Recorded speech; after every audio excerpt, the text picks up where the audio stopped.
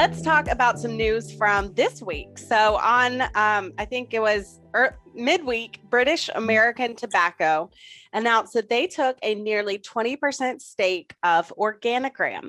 Eric, what should investors know about this deal, and what does it say about the weed M&A landscape?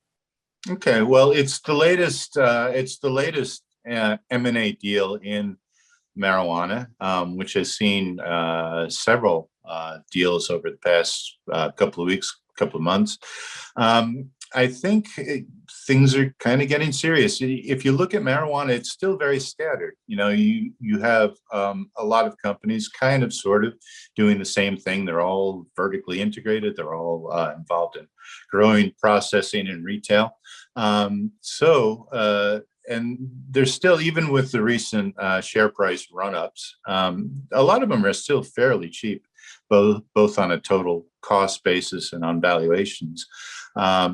So you have companies in the quote unquote legitimate sectors taking a look at this and going, this might not be a bad time to get involved in something like that. In the case of British American Tobacco, they've already been dipping their toes into this sector, kind of, sort of. Their Vooz brand that's a vaping brand. They just rolled out a CBD product. CBD is the substance in cannabis that does not get you high, and it's purported to have medicinal properties, although, more research needs to be done on that.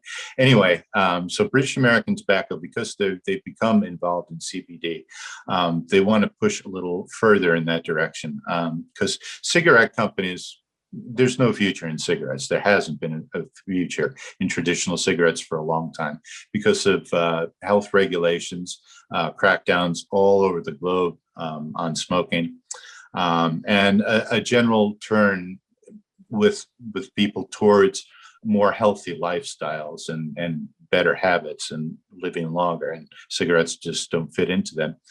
So for cigarette companies, that's why they're leaning so hard on alt cigarette products like e-cigarettes, like heated tobacco products. So British American Tobacco, they're getting into that. And CBD is, it's a niche, and it's become popular among a certain segment of the population.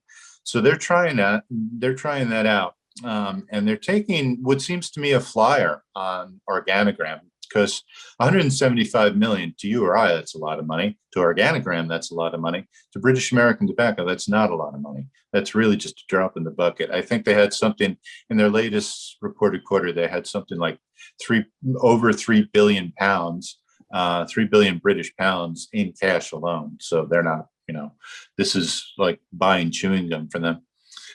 So they're taking a flyer on this. They're going to establish, and I love this, they're going to establish with OrganiGram a center of excellence at OrganiGram's main facility, which is up there in New Brunswick, one of the more northern, one of the smaller, I should say, Canadian provinces.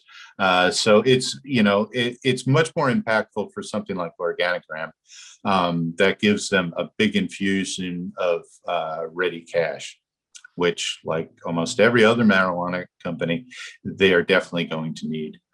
So it's great for OrganiGram. It's going to, give them cash fuel for the next couple of quarters. So totally. And it's not without precedent, right? So Altria took a $1.8 billion interest in Kronos Group. So that is obviously a much bigger deal than this, like you said, 175 million.